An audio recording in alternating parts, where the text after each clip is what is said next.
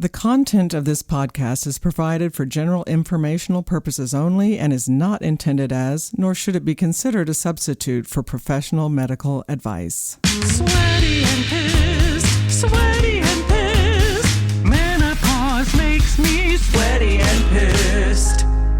Well, welcome everybody. This is Sweaty and Pissed, Menopause and More, and I am Karen Nickel, family nurse practitioner, and I am here to answer some listener questions.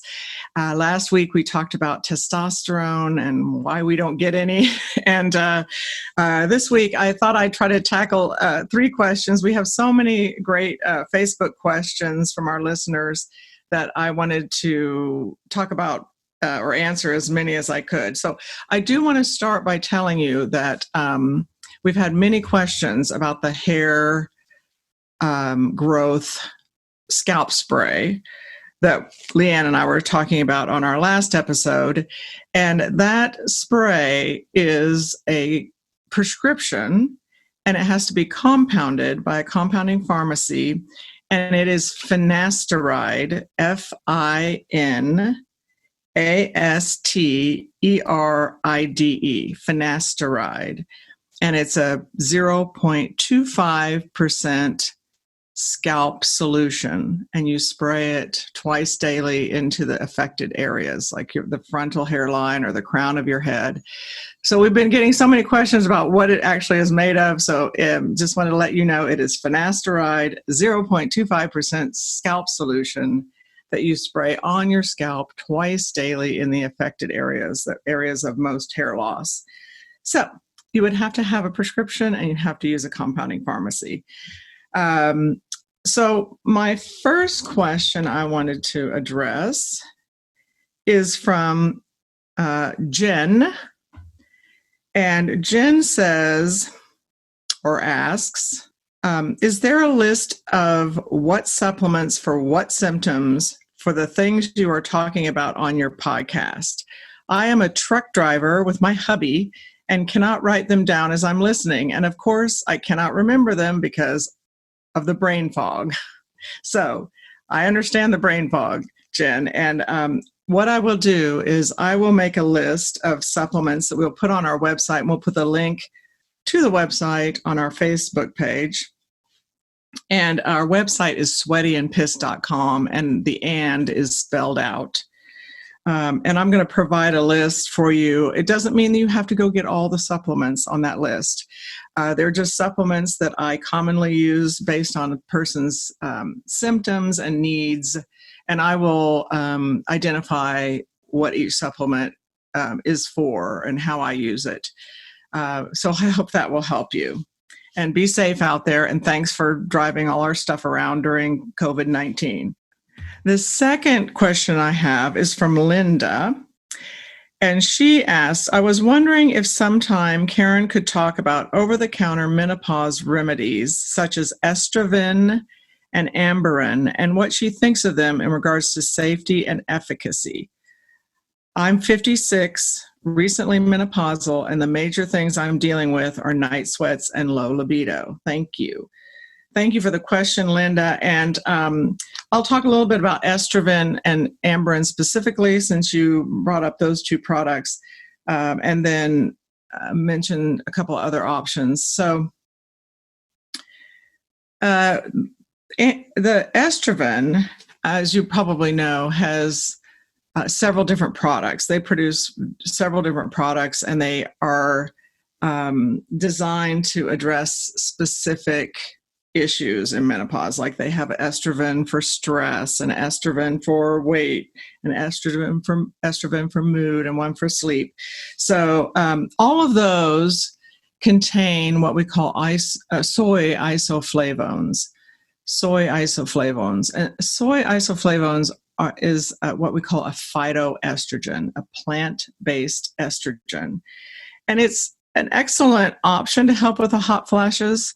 However, if you have a personal history of breast cancer, or you have high risk for breast cancer based on genetics or family history, then you want to try to avoid over-the-counter supplements that contain phytoestrogens like soy isoflavones.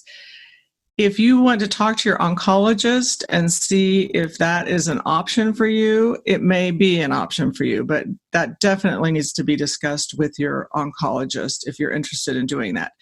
So estrogen, all the products have soy isoflavones except for one. And that is the newest one they have. And it's, what's the name of it? Estrogen Complete Menopause. Estrogen Complete Menopause. And it's just a rhubarb extract. So it does not contain soy isoflavones. So that might be an option. Honestly, you just sometimes have to try and see what works for you. The Amberin is mostly amino acids and minerals, and it is what they call a proprietary blend. And a proprietary blend means we have a special mix and we're not going to tell you what it is. So it's hard for me to speak to that because it doesn't give you much information. It does not contain soy isoflavones, however. It has no phytoestrogens in it. So if you want to avoid estrogen, that could be an option and it may work for you. One thing you want to watch out for with some of these menopausal supplements or supplements for menopausal symptoms is look at the content and make sure and see if it has licorice root in it, licorice root. And that can help a lot of things. It's actually a nice adrenal support. However, if you have high blood pressure, you do not want to take licorice root because it raises blood pressure. So if you have high blood pressure and you're being treated for high blood pressure, just please check the bottle and make sure it does not contain licorice root because several menopause symptom supplements do contain that ingredient. So that's just something on the lookout for. One non-hormonal option that you might want to look at is from a brand called You Take Progesterone, and it's called Estrotone, Estrotone, Estrotone, and it contains evening primrose oil, ginger, black cohosh, chasteberry, or we also call that Vitex, and rosemary. So it has some really nice ingredients that can help with hot flashes and night sweats without having licorice or soy isoflavones. So you might want to just check that one out.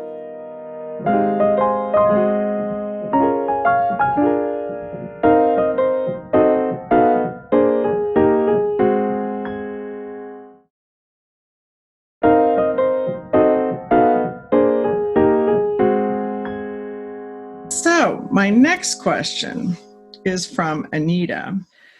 And Anita says, I had a supracervical hysterectomy about 10 years ago. I asked GYN last year about starting hormone replacement. He started me on Estratest. He said progesterone wasn't needed since I don't have a uterus. My question is, can you take progesterone after a hysterectomy? Progesterone seems to have great benefits. He never mentioned compounded hormones either. So let me first explain what a supracervical hysterectomy is. That is when they take out the uterus, but they leave the cervix. And sometimes, first of all, that sort of maintains the regular shape of the vagina as a cylinder versus a cone shape. And it can improve sensitivity during sexual activity. So sometimes GYNs will leave the cervix when they do that surgery. Anyway, and then Estratest, I talked about, I think at our last episode, is a manufactured hormone that is a combination estrogen. So it's several estrogens in the cap and a methylated testosterone. So it's not a bioidentical testosterone. It's not a bioidentical estrogen. But some people do well on that, and that is available. So he started her on Estratest. So the question is, can you take progesterone after a hysterectomy? And the answer to that is absolutely yes. Progesterone helps with a lot of things because we have progesterone receptors on all cells in our body besides the uterus. So unfortunately, we've come to this practice that where we are basically treating the uterus and not the person. So when you take progesterone, it's not going to, because you don't have a uterus, it doesn't hurt anything, but it is sleep promoting, it is mood stabilizing, it increases sex drive, helps us get rid of extra fluid, and it really balances estrogen. Because estrogen is a very stimulatory hormone, and progesterone slows and matures the cell. So it is the yang to estrogen's yang. So it really is important in terms of achieving hormone balance. So there are bioidentical progesterones that are available as a manufactured capsule. The branded name was Prometrium. It's now called progesterone because it's generic. If he is willing to prescribe that, that is something he certainly could add. He or she could certainly add to your regimen. There are over-the-counter bioidentical progesterone creams that you could at least try and see how you do with adding that progesterone. And I will put that again on that list of supplements that I'm going to put on the website, a brand that I think would be a good thing to try that you could get online. So I give progesterone to all my women who don't, even if they have a uterus or don't have a uterus. So I would either talk to your GYN about adding progesterone, or maybe even check out an over-the-counter progesterone just to try and see if you see benefit. So I thought those were 3 really great questions. And of course, everybody wanted to know about the hair solution. So there it is. And keep your questions coming. And I have a lot more. So next week, I'll do some more questions and answers. And you all be safe, be well, and we'll see you next time. Sweaty and pissed, sweaty.